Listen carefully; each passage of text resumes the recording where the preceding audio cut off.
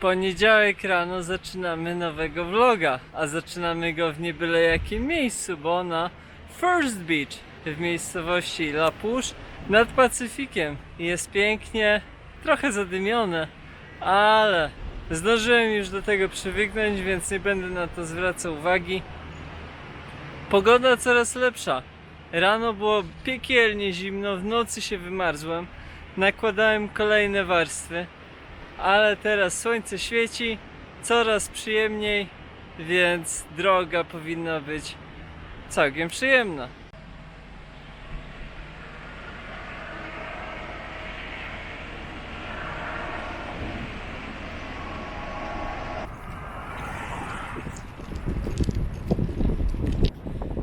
Jeszcze tego nie powiedziałem, ale dzisiaj dzień 61. Wiatr jakoś kręci. Nie wiem, czy nie zakręci na właśnie południowy. Oby nie. Zobaczymy, ile mi się uda dzisiaj przyjechać. Plan jest, by może dojechać nawet do jeziora, które jest 60 kilka mil stąd. Więc dość daleko. Ale w zasadzie mogę jechać aż do zmroku. No powiedzmy do tej 19:20.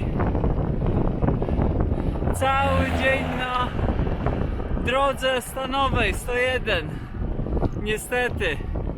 Ale nie ma innej możliwości. Tak tutaj wygląda, jest jedna droga. Więc jadę tą drogą. Jest pobocze. Nie jest najgorzej.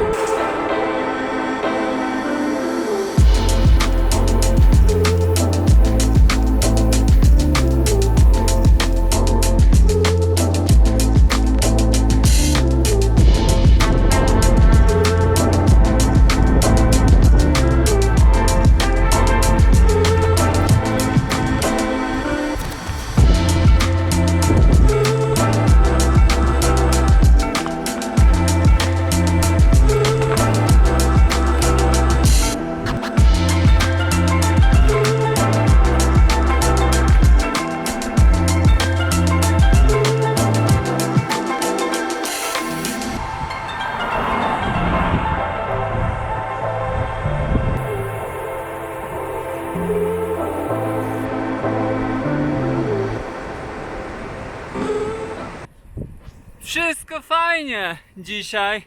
Ładne wybrzeże. Co prawda tylko momentami je widzę i co prawda tylko dwie plaże były takie, że mogłem sobie wejść, zobaczyć i szybko wyjść. Na słońcu jest mega miło, ale jak jadę w cieniu, to jest tak zimno. Myślę, że różnica temperatur jest więcej niż 10 stopni.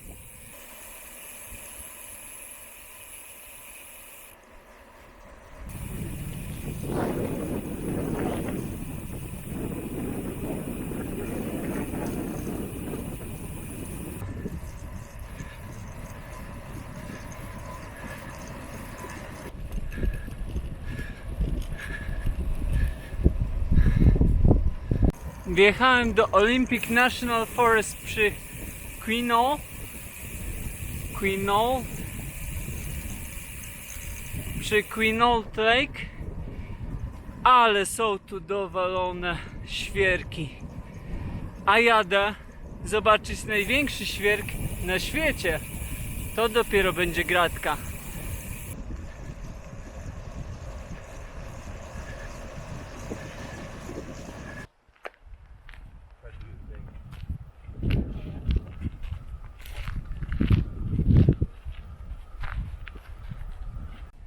Tak oto właśnie wygląda największy na świecie świerk. No naprawdę jest bardzo duży. Jak mówi tablica informacyjna, świerk ma ponad 1000 lat, więc no naprawdę konkret. Ale powiem wam, że przy drodze, nawet jak tutaj się jedzie, to te świerki są po prostu ogromne. W Polsce ani w Europie takich dużych nie widziałem. Może to jest specjalny gatunek. Nie jestem leśnikiem, więc nie wiem, jeśli jest tu jakiś leśnik, to może się wypowiedzieć, dlaczego świerki w Stanach są takie duże.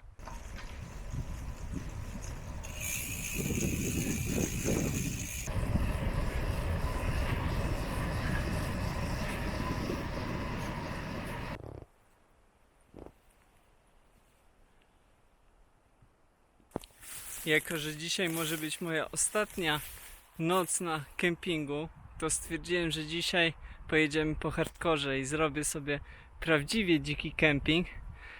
Znalazłem właśnie takie miejsce gęsto zalesione, dość niedaleko drogi, ale dość odludne i będę tutaj stawiał zaraz namiot.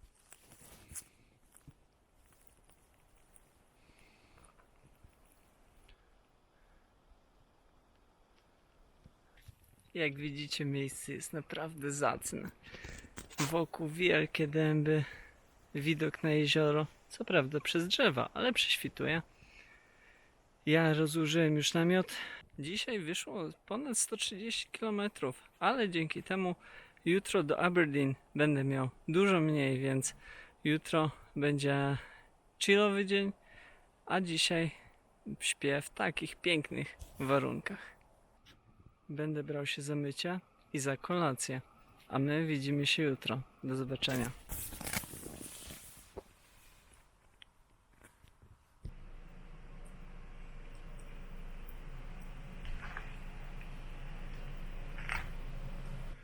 Tylko zacząłem się pakować i zaczął padać deszcz. Na szczęście taki nieduży, mrzawkowaty. Cały czas pada i chyba będzie cały dzień dzisiaj tak. Przynajmniej tutaj, gdzie jestem teraz, będzie tak padało. Pewnie jak dojadę nad ocean, to się zmieni i tam może nie padać, bo tam jest chłodniej, więc jest też bardziej sucho, ale zobaczymy.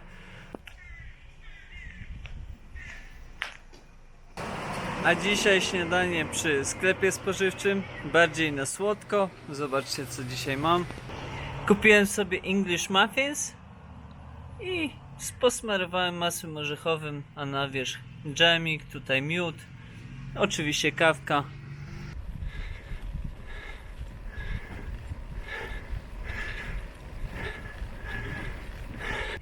Śniadanie zjedzone, zęby umyte. Ja już na trasie. Dzień 62. Zmierzam dzisiaj do Aberdeen. Kawałek będzie lasem, kawałek wybrzeżem. W sumie taka powtórka z dnia wczorajszego. Pogoda ma być średnia. Zachmurzone. Po południu może padać, ale jestem w lasach deszczowych, więc nie powinienem się spodziewać niczego innego.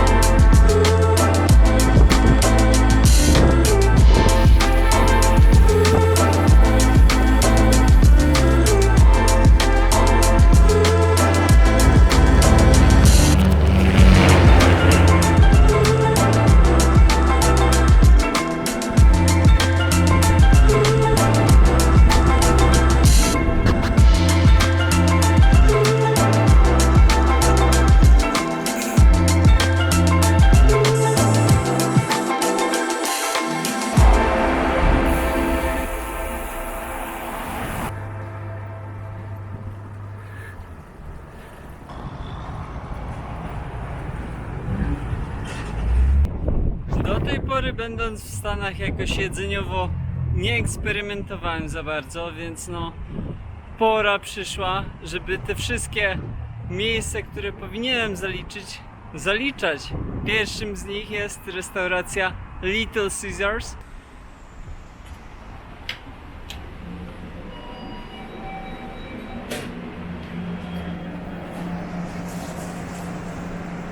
Wziąłem sobie klasyczne, duże pepperoni.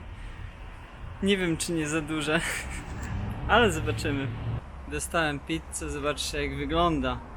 O, to jest duża pepperoni. $9. Pizza nie jest taka zła. Ciasto chrupkie. Duża, dużo kalorii. Nie ma co narzekać. Pizza zjedzona, 2 kawałki jeszcze zachowane na zaś. A teraz jadę do arcyciekawego miejsca, bo jesteśmy w Aberdeen. mieście urodzenia Kurta Cobaina, więc i miejsca związane z Kurtem Cobainem tutaj są obecne.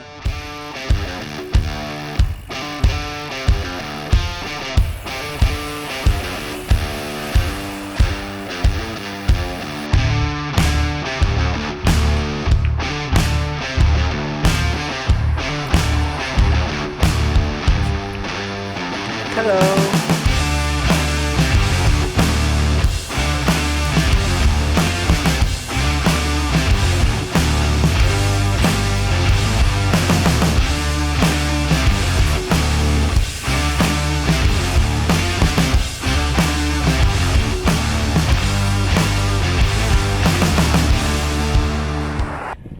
Kawa w Nirwanie wypita. Kawiarnia ewidentnie jest zrobiona pod zespół, aczkolwiek wydaje mi się, że nie ma w tym żadnego powiązania z zespołem, a jedynie po prostu cel biznesowy. Samo miasteczko Aberdeen sprawia dość przygnębiające wrażenie, muszę powiedzieć, bo bardzo dużo bezdomnych widać. Boczne ulice są bardzo niezadbane, takie typowo amerykańskie, jak z filmów lat 90. Wąskie uliczki, gdzie jest po prostu brud. No i jest nieciekawie. To taki obraz Aberdeen, który sobie wyrobiłem przez te kilka godzin, które w nim spędziłem, i przejazd przez miasto. Cóż, nie wszędzie jest pięknie, a wiadomo, Stany to jest zdecydowanie kraj kontrastów. Teraz jadę ładną ścieżką rowerową przez ładny park. Tak to wygląda. Dojeżdżam już do swoich hostów, którzy mieszkają tuż za Aberdeen. Dzisiaj marnie 90 km wyszło tylko, ale przecież jestem na wakacjach, nie ma się co z tym przejmować. Do Seattle zdążę, na lot zdążę, więc spokojnie, i 90 km jest dobra.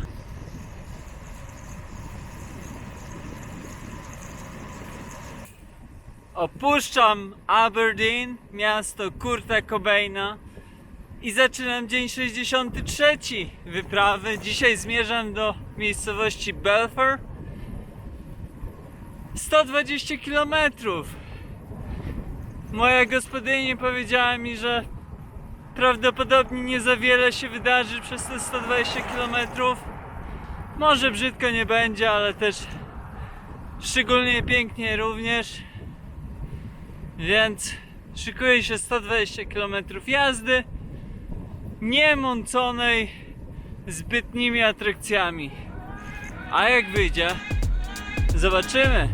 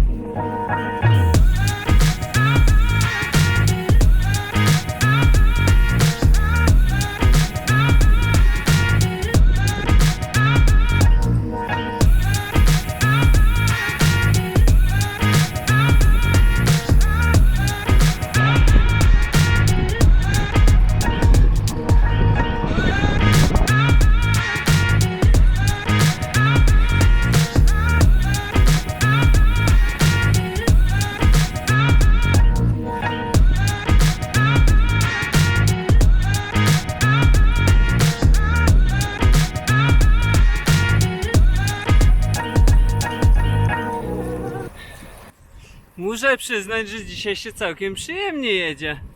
Może nie ma atrakcji, ale drogi mało ruchliwe, wokół lasy, nie ma dymu. Taka sielanka, można powiedzieć. Odzwyczaiłem się od tego. Każdy dzień musiał mieć jakieś atrakcje. A może być i tak. I też jest przyjemnie.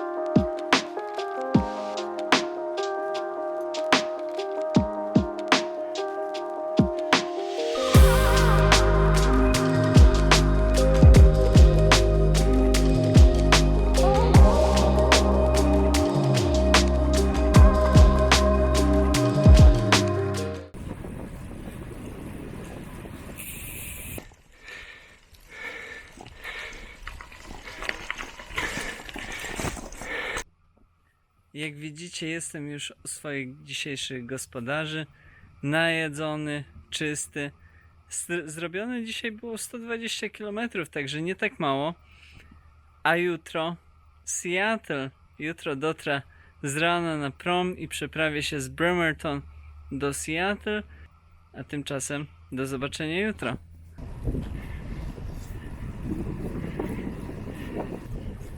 Stan Washington, okolice miejscowości Belfour. Zaczynamy dzień 64.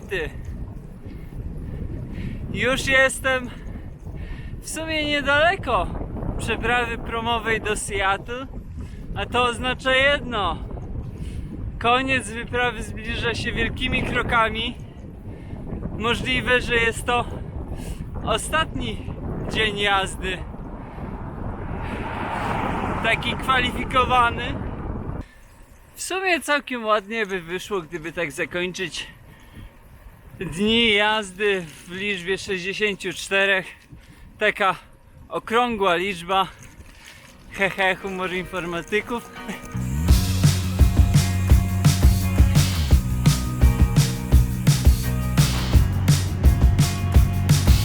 I've been contemplating all my time.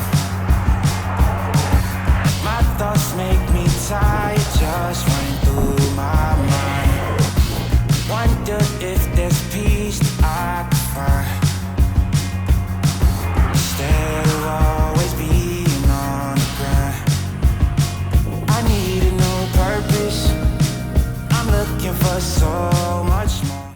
Dojechałem właśnie do Bremerton i za mną jest coś, z czego Bremerton słynie. Baza wojskowa marynarki wojennej amerykańskiej, no i stocznia, w której naprawiane są statki, ale też i lotniskowce. Niestety dzisiaj jestem trochę rozczarowany, bo lotniskowców nie ma, są jedynie statki, ale mimo wszystko i tak robią kolosalne wrażenie. Don't leave me here searching.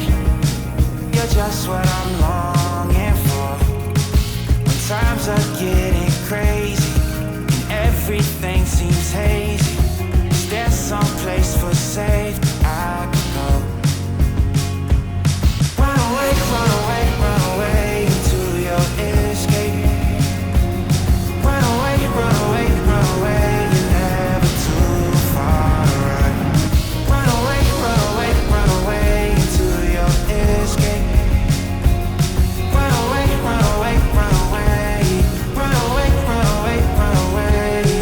It gets so loud that I can barely hear. But your words speak much louder than all my fears. Sometimes I just wanna disappear, running until I can feel you near. I need a new purpose, I'm looking for so much more. Don't leave me here searching, you're just what I'm longing for. When times are getting crazy everything seems hazy. Is there some place for safety I can go? Run away, run away, run away into your escape. Run away, run away, run away, you're never too far to run. Ostatni kamień milowy osiągnięty. Seattle wita. Ostatni raz w tak dużym mieście byłem w Chicago. Ciekawe doświadczenie.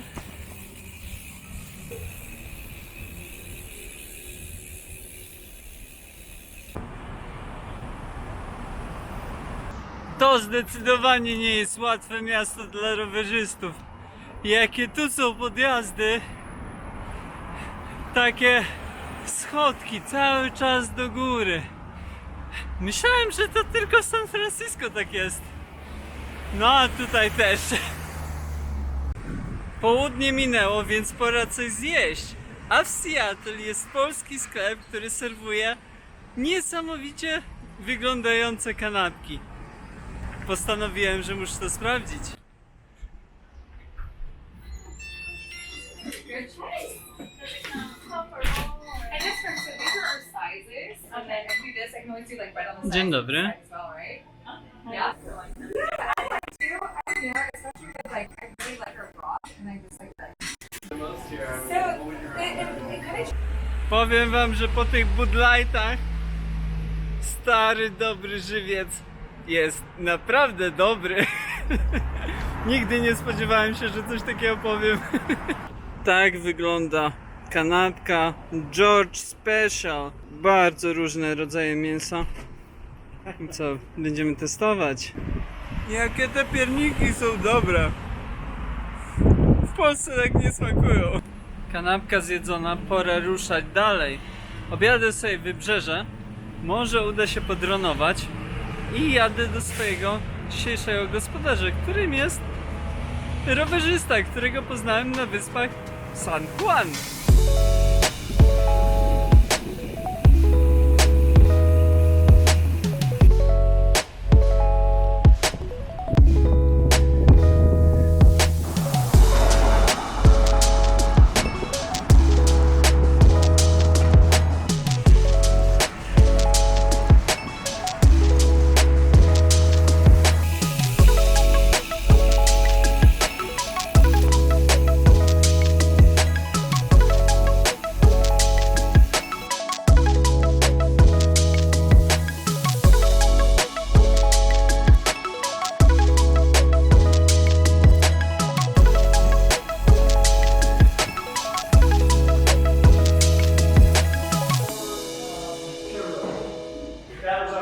Takie rzeczy w Seattle dzisiaj.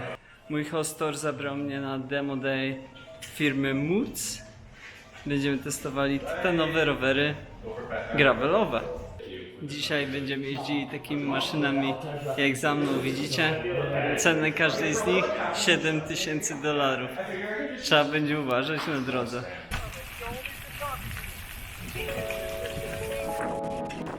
Powiem wam, że uczucie lekkości tego roweru jest po prostu niesamowite.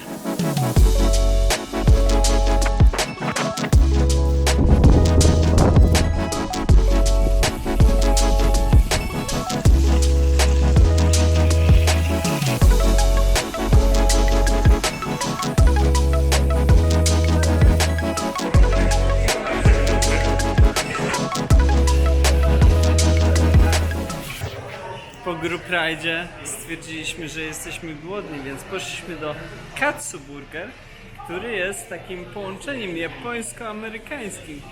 Tak wygląda burger za $12. Zaraz zobaczymy, jak smakowo. Katsu Burger bardzo dobry.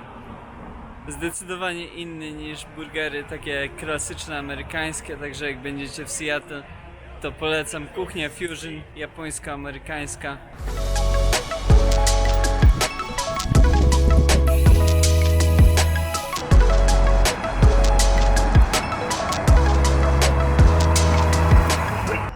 Będąc w Seattle, koniecznie trzeba pójść w jedno miejsce. Pierwszy Starbucks otwarty w 71 roku. Trochę minęło od tego czasu, sieć się rozrosła, a pierwszy lokal, jak widzicie, jest. Idę sprawdzić, jak to wygląda i co mają dobrego na śniadanie, bo jestem już dość głodny.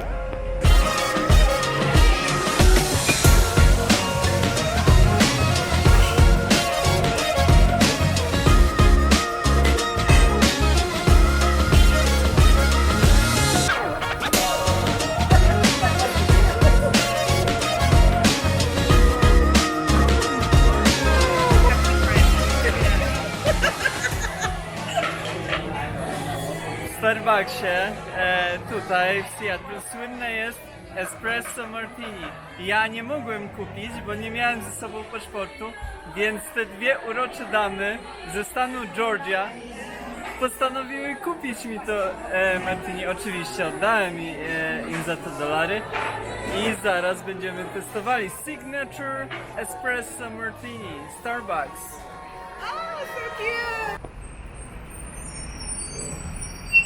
Opuściłem Starbucks Reserved. Jedzenie było naprawdę bardzo dobre. Espresso Martini też było znakomite, ale najlepsi byli ludzie, których poznałem w Starbucksie. Z dziewczynami spędziłem jeszcze godzinę rozmawiając.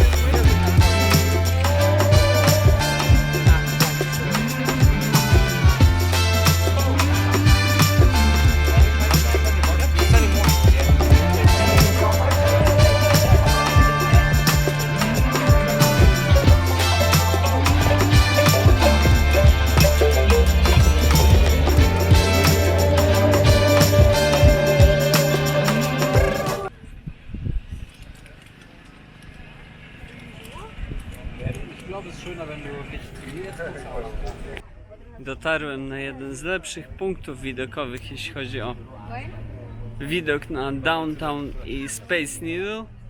No i jak widzicie, dym jest naprawdę spory. Budynki są zadymione, Space Needle zadymione, wszystko zadymione. Góry Rainier, no to nawet nie ma co wspominać, bo w ogóle nie widać.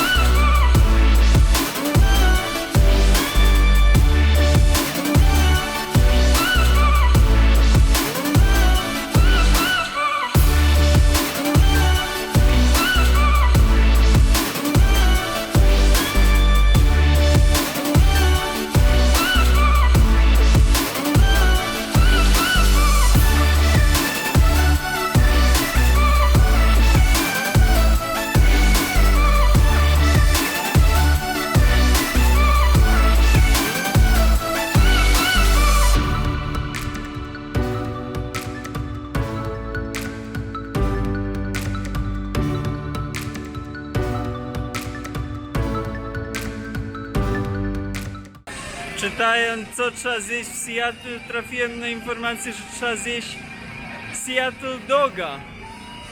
Jednym z lepszych Seattle Dogów ponoć jest Dog in the Park.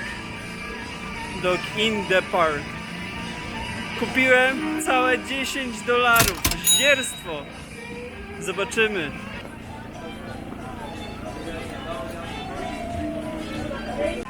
Hot dog zjedzony, pierwszy głód zabity. Wydaje mi się, że jedyną tak naprawdę zmianą w stosunku do standardowego hot doga jest to, że w tym hot dogu jest jeszcze taka gęsta śmietana, oni to nazywają cream cheese. Nie rozwala ten hot dog na łopatki. Jest ok, można zjeść.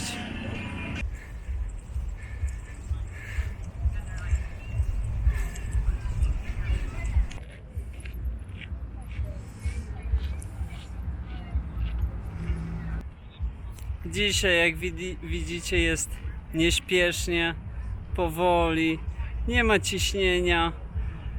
Wyprawa już jest prawie skończona, więc trzeba odpocząć trochę.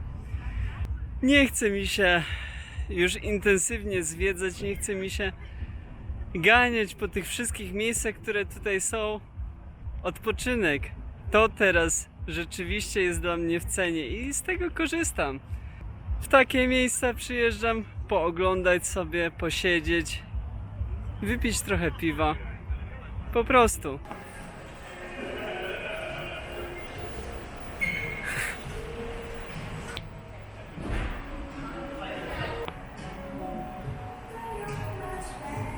Przyszliśmy z torem na donaty, ale specjalne, japońskie. Ponoć są najlepsze w mieście. I koreańskie corn dogi. Firmy dwie połączyły swoje działalności i w jednym lokalu oferują obie te rzeczy. Zaraz będę testował. Nice. I widzicie, można nawet komuś takie donaty sprezentować. Donaty były naprawdę dobre. Spróbowałem póki co jednego smaku, bananowego.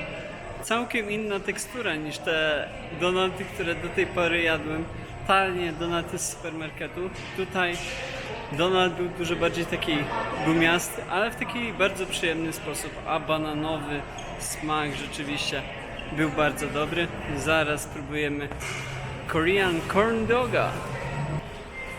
Koreańskie corn dogi zjedzone, całkiem dobra przekąska.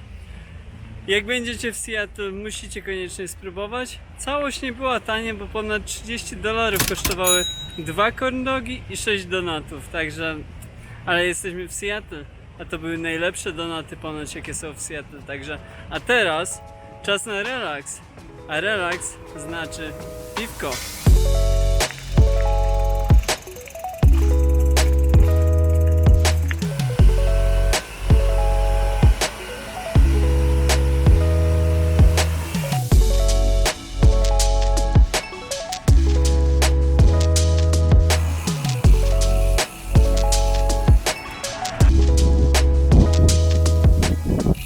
Na koniec wizyty w Seattle jeszcze jedna atrakcja nas czeka, a mianowicie wizyta w siedzibie Google, gdzie zjem obiad na zaproszenie swojego gospodarza, Tora. Zobaczmy, jak to wszystko tutaj wygląda.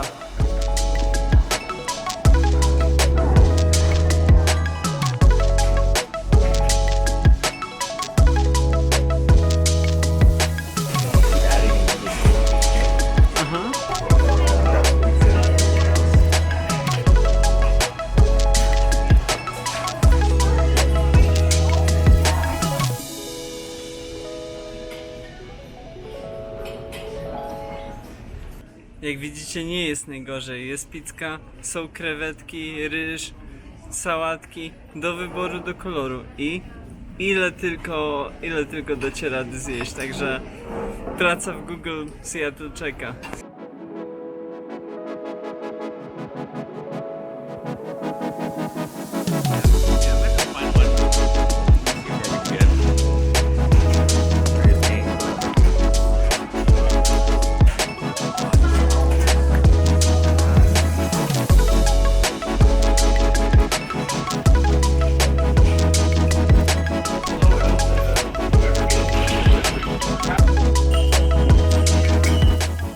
Jak widzicie, teraz jesteśmy w kafeterii. Dzisiejszą specjalnością jest sneakersowe latte. Trzeba było spróbować. A do tego babeczka.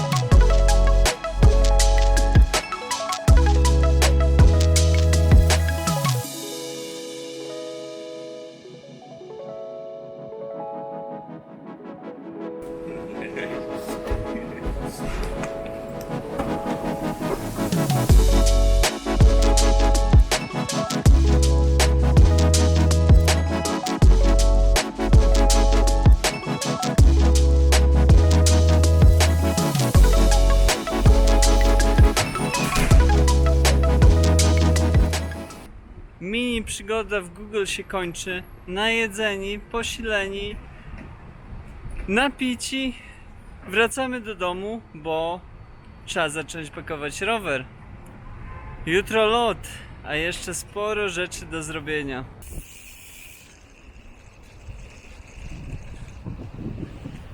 Jak mogliście zauważyć, ten problem bezdomności w Seattle jest, można powiedzieć, powszechny tutaj w centrum i okolicach i widać to bardzo. Namioty są w przeróżnych miejscach.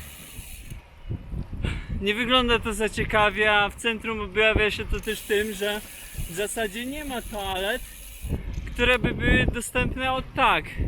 Wszędzie toalety są na kod, więc o ten kod trzeba pytać. A w McDonaldzie przejawi się to tym, że po prostu McDonald's sprzedaje tylko na wynos.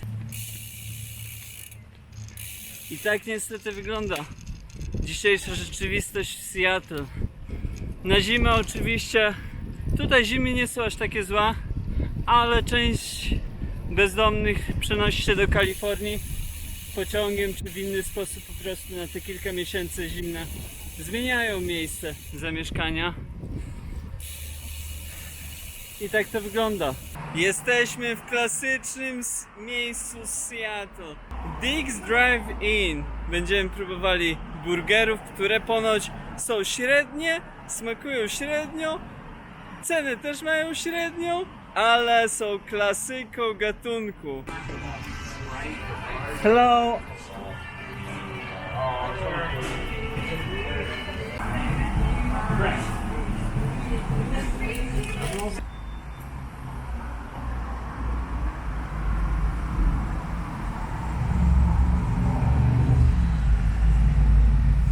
Tak to wygląda i tłuszcz, powiem wam, że czuć już przez to pozłotko. Tak wyglądają frytki. Dick's Burger, proszę państwa, wersja deluxe. 2 kotlety. Tak to wygląda. Oczywiście średnio, jak to Dick's. A Dick's lubiany jest nie tylko za to, że serwuje średnie burgery, ale też i za to, że zapewnia swoim pracownikom bardzo dobre warunki pracy. Bo dostają oni ponadprzeciętną opiekę medyczną, dostają też dofinansowanie do studiów swoich dzieci. Także Dick's słynie z tego, że dba o pracowników, jest lokalną firmą, więc i w Seattle jest od lat, więc ludzie za to go lubią i za to, że serwuje średnie burgery. So he actually adds milk, ice cream, and then the flavoring, and it blends them out. So strawberries come out there. Thank you. Thank you very much. Jako że jest dzisiaj ostatni już dzień mój w Seattle, no to sobie pofolgowałem i jeszcze sobie wziąłem Dick's Milkshake. Milkshake nie jest średni, jest bardzo dobry. Także na średniego burgera i bardzo dobrego milkshake'a. Dick's Seattle.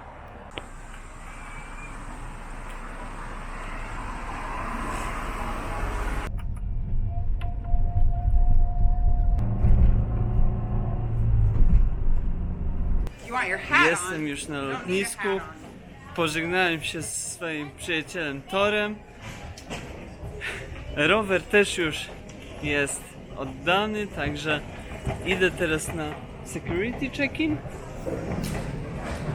I tyle. I tak się kończy przygoda.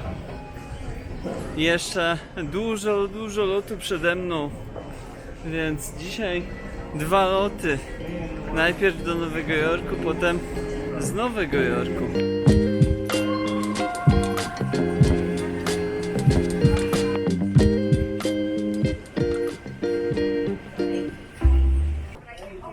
Komuś ewidentnie mój rower się nie spodobał. Zobaczcie. A tak teraz się prezentuje pudło z rowerem. Pan, który mi je streczował, porządnie się do tego przyłożył nie żałował folii, więc myślę, że już teraz, jeśli nie będzie dodatkowej inspekcji, no to ten rower powinien w całości cały dolecieć.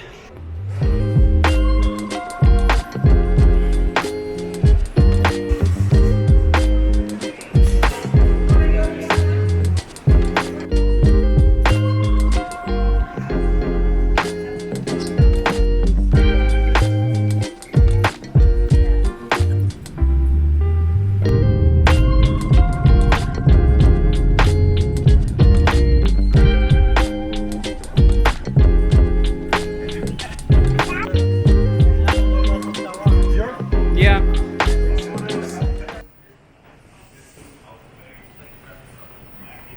Nie mam pojęcia, co było nie tak, ale mój rower był drugi raz rozbierany na JFK-u. Mam nadzieję, że wszystko jest w środku, jest całe, bo naprawdę pudło nie wygląda zbyt dobrze.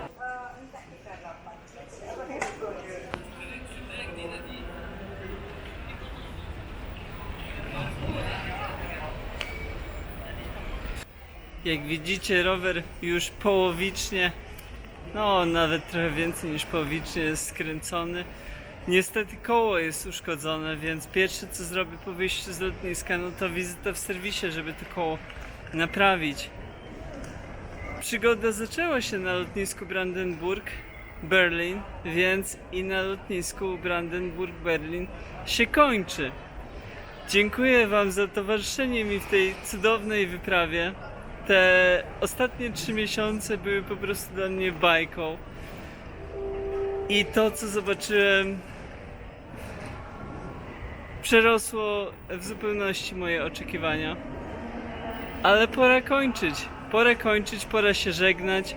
Mam nadzieję, że uda się zrealizować kolejne serie. Może nie tak grube, bo tak grubą serię będzie ciężko zrobić, ale mam nadzieję, że ta koncepcja filmów Wam się spodobała i będzie pole do kontynuacji.